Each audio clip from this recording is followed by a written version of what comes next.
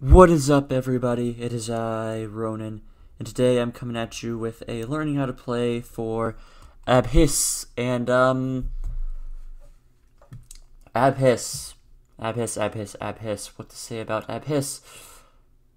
It's honestly not a very... I personally do not like this deck, not because it is bad by any means, on the contrary, it's actually quite good. The issue is, it's just very, very boring. Like, it's kind of just a lair deck that can use Snake Rain.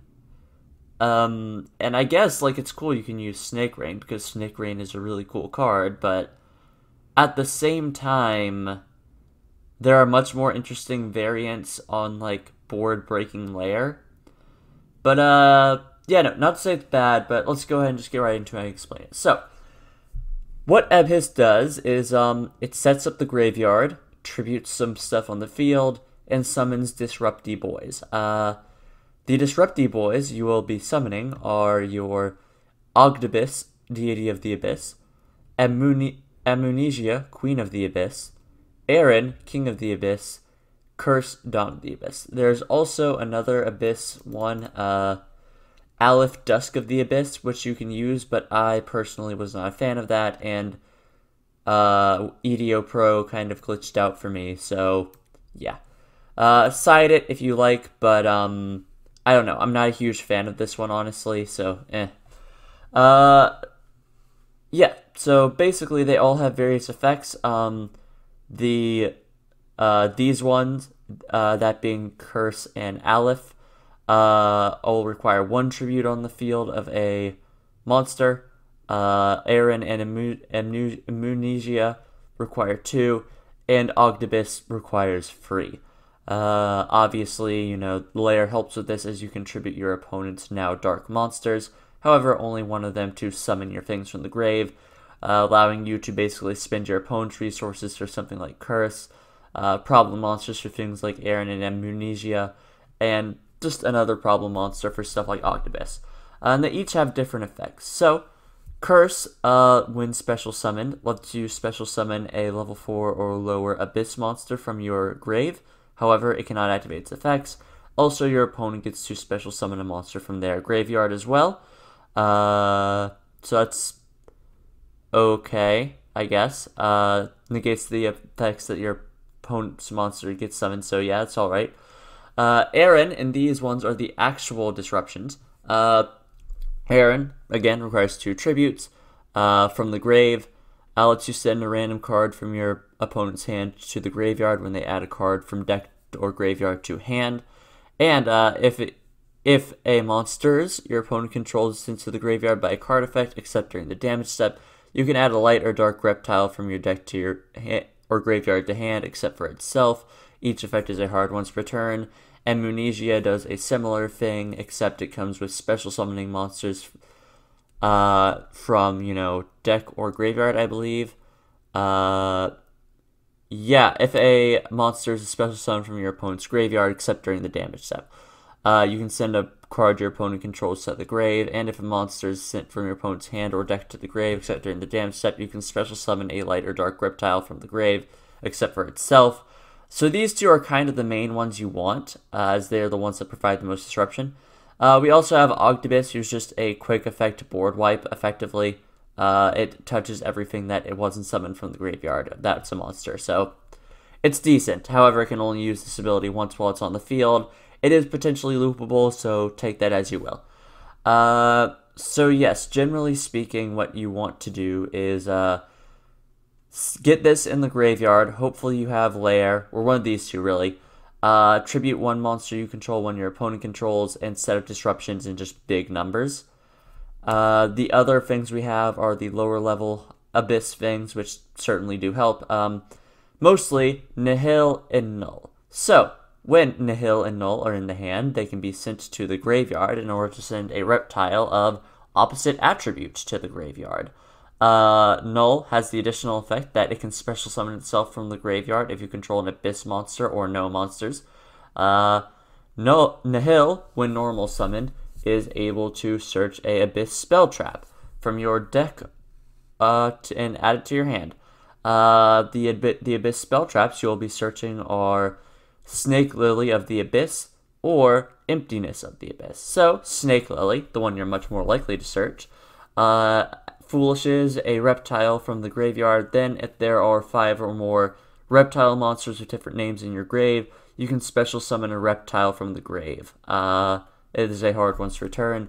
And Emptiness of the Abyss actually works really, really cool with Amnesia. Activate it, tribute a effect reptile on your field, and then you can special summon a monster from your opponent's graveyard to your field, which will trigger your Amnesia's effect, which will allow you to just send something your opponent controls away, which is pretty nice actually. So I'll obviously try to have this as much as you can. However, you do need to keep in mind having fuel, which is why we have several reptiles that special summon themselves. Kage to Kage will special summon itself when a level 4 reptile is normal summoned, which again, we obviously want to summon our Nihil. We have Reptilia and Lamia, which can special summon itself so long as a reptile is on your field, which is pretty great. And as well as things like Lair of Darkness, able to bring back our Curse, which brings back yet another one of our level 4 or lower Abyss monsters from the grave, which is pretty great. Beyond that, though, the only other level 4 reptile we have is Floji, Haze of the Abyss. It's an 1800 beater that is able to recover itself to the hand by discarding a card, which is great because all of your big Abyss monsters are all completely dead in hand. So having another option to send them to the graveyard in case you do draw them is always great. The other reptile monster we have is our Evil Dragon Anata. It is searchable, and given that this deck does massive graveyard setup, it's great. And in case you don't know what it is, Anata cannot be normal summoned or set, and must be special summoned from the hand by removing all reptile monsters in your graveyard and on your field from play. It's gaining 600 attack for each monster removed in this way. And then during each end phase, it can destroy a card on the field. That doesn't actually target, I don't believe. So Anata, very good. A fun way to push for game. Not strictly necessary, though. I like it a lot, but I get why people might not like it. So, generally speaking, a perfect turn would consist of basically getting Amnesia as well as a Emptiness of the Abyss on the field, and several ways we had to get that going. Obviously, we already talked about Snake Lily of the Abyss, Terraforming to search your Lair of Darkness, which you went over, Foolish Burial, because yes, Snake Rain, if you don't know what it does, you just discard a card, then send 4 reptiles from your deck to your graveyard. Basically, this deck's bread and butter. Then we have, our Dark World Dealings for our draw power, which is, I like it a lot because it does let you get rid of your bricky things and put the monsters you want into the graveyard, as well as maybe revealing a little information about what your opponent's playing. So I enjoy it a good bit. The last main deck card we really have that we have not gone over is Offering to the Snake Deity. Basically, destroy a reptile on your side of the field to pop 2 cards your opponent controls. It's Reptile Icarus attack. Pretty good removal, and as well as being a cool way to proc one of Flogi's effects, whereas if it is sent to the graveyard by a card effect, or I believe it has to be your opponent's card effect. If this card is sent from field to graveyard or special summon from grave, you can target it. So you can target Flogi, get 2 pops, and then you're able to activate his other effect, which hardly ever comes up. Target face-up monster your opponent controls and 1 monster in their graveyard with an equal or higher attack. Special summon the targeted monster and rescind the other monster that was previously on the field to the opponent's graveyard. So it's a cool way to do some removal, as well as, maybe get rid of some problem monsters. Okay, so, hi, everyone. You might have noticed that the extra deck changed a little, mid-video. That was because I was a dumbass and didn't read some cards, properly. But that's fixed now. I'm very sorry. We'll go over the extra deck proper now. So, King of the Fair Limps. You want it. It searches your entire deck. You should have it. And most of the time, turn 1, what this deck will do is make King of the Feral Imps and, search something. Usually you're a Nada, maybe a Lamia. I don't know. Search what you want to search. I'm not your mom.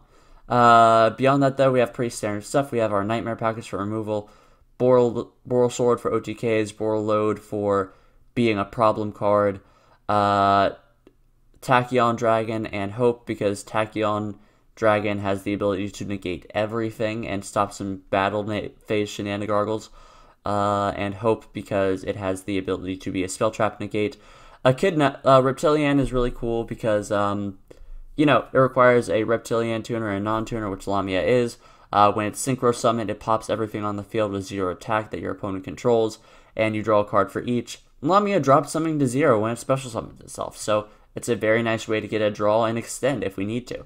Echidna is the Reptilian link. It requires 2 monsters, including a reptile, and if it is link summoned, you can target one face-up monster your opponent controls to change its attack to 0, and during your main phase, if your opponent controls a monster has 0 attack, you can add reptile monsters with different names from your deck to your hand, up to the number of monsters your opponent controls with 0 attack, and you are locked into reptiles from the extra deck for the rest of the turn.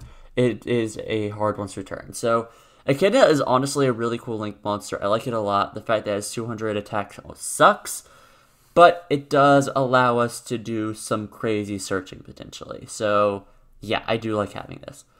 Beyond that, though, in the side deck, we have one Called by the Grave in case our opponent is doing some hand trap shenanigans. Free Dark Ruler No More in case we need to break a board.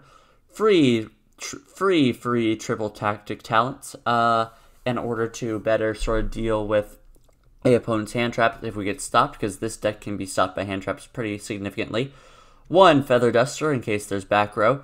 Free Lightning Storm in case we really want to go second. Free Ash because, Ash stops a lot of things. And free Aleph if we, or 1 Aleph, sorry, if we really need to recover some resources. But, yeah, so the basic idea of the deck is set up the graveyard and just kind of go from there. And, yeah, if you're new here, we go over a few replays. I show you the deck's strengths, its weaknesses, what I liked, what I didn't like, etc., and so forth. And, yeah, that all being said, I'll see you guys in the replays. Alright, everybody, welcome to the first replay with Spades. We are Tab, as per usual. And this is basically the deck going first. It's much better at breaking boards, but I did feel this was a good one to start with, just to show sort of what the deck is capable of, going first and such, just sort of on its own. But yeah, let's go get right into it. Our opponent's playing Dark Magician, which is, who has opened Circle Eternal Soul, so getting crazy, as well as the Magician's Soul. Yeah, this is actually a great hand. Anyways, let's get into it. So we'll be going first. We'll start by activating our Terraforming to go ahead and search the Lair of Darkness for setup. Activate the Sight, Snake Rain, and going to go ahead and send Null from the hand, as it can still be used in the graveyard more effectively.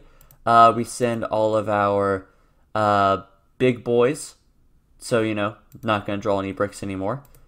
After that, we summon Floji, which will let us summon Null, at which point we overlay into King of the Feral Imps, detaching Null to possibly reuse its effect, so it leads into the graveyard to get the Anata for setup.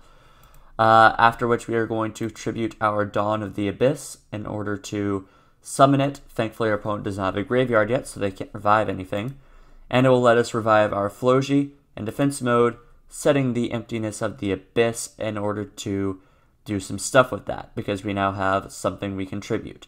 After which we're going to end our turn, hoping our Disruption will be enough to push us into sort of a OTK range next turn. So he's going to activate Circle, at which point also set the Eternal Soul. Activate the Magician's Soul to try to special summon it and send the Dark Magician to the grave, at which point we activate Emptiness in order to tribute our Floji to steal his Dark Magician, which is pretty good for us, so that puts very much a hamper on his turn.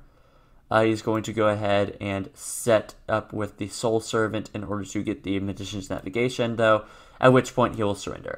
So, not a very significant or long-lasting game, but I did want to show this as this is what the deck really does going first. In the next replay, we'll see what the deck can do going second. I will see you guys there. Alright, everybody, welcome to the second replay with Reaper X121. He is playing Nordic, and this is what the deck does good It does a lot better going second. It's very good at removing problem monsters, and I think this replay shows that. But let's go and get right into it. So, our opponent will be going first. Going to be summoning that to make the Golvage, which basically just says make one of the Nordic gods. So, banishing 3 cards from hand in order to summon out the tuner, as well as, a few of these other things that he needs. And then he's going to go ahead and make his Odin, at which point he's going to pass turn, defend the fortress as Nordics do. We are going to activate Lair of Darkness, which turns all of our opponent's monsters' dark attribute. And if we would tribute a monster for a effect, we can tribute one of our opponent's monsters once per turn. Now we're going to activate Dark World Dealings to go ahead and just put Nihil in the graveyard, as well as try to get some drawing going, which we thankfully drew Snake Rain. We activate the Foolish Burial to go ahead and send our Aaron. After that, we're going to activate the Snake Rain by discarding Flogi, sending Null as well as the rest of our big boys. From there, we summon our Nil and get the Snake Lily, which we'll activate to go ahead and just Foolish another Flogi in order to special summon our Abhyss.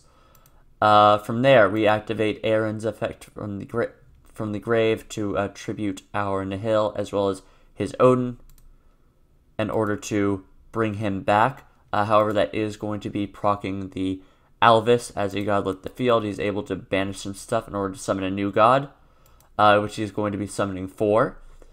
However, from there, we're going to activate Null's effect to special summon itself. Then we're going to activate our Abhyss to clear the field, as we wouldn't have been able to really beat over 4 otherwise. From there, because stuff was sent to the graveyard while he had Aaron, we were able to search our Anada from deck for setup in the next turn, at which point we just attacked directly twice for some fairly big damage. And then we're going to tribute our Null as well as our Abhyss, because its effect has been used in order to bring out our Amnesia. So now, if something is revived from the graveyard, searched or special summoned from the deck, or searched from the deck, bad things happen to him, which is pretty good for us. After that, our Lair procs, which is just going to give us some defense position tokens, which isn't bad if he pulls out a big thing. At which point he's going to summon Vandalis to go ahead and change the levels. Trade it for Golveal. Golveal effect will banish 2 things, let him summon 2 Nordics from the deck, at which point he surrenders. So, Nordics, maybe not the best thing to test run against in terms of meta competition, but it does show what the deck is best at. Breaking boards, removing monsters. Again, it's not a bad way to go about things, especially with Lair of Darkness, because you can basically play Super Kaijus. However, it is frustrating that that's really all the deck does. It sets up the graveyard, and then without Lair of Darkness, it does kind of nothing with it, outside of set up some disruptions and or potentially mess with your opponent's game plan. So yes, I am not a fan of this deck. I'll say it outright. I'm not a fan of this deck. I like that you can use Snake Rain. That's cool. But the deck itself is kind of boring. It does what it does. It will always do what it does. But that's all it will ever do, I guess. Like, it's not the most creative strategy on its own, and it needs to be supplemented by a lot of things to make it work and be interesting. But let me know what you think of this deck and archetype down below. Is there any decks you want me to play? Anything you want me to do, etc., so forth? I am always willing to hear requests. And yeah, that all being said, like if you liked, comment if you had something to say, and subscribe if you want some more. This has been Ronin, signing off.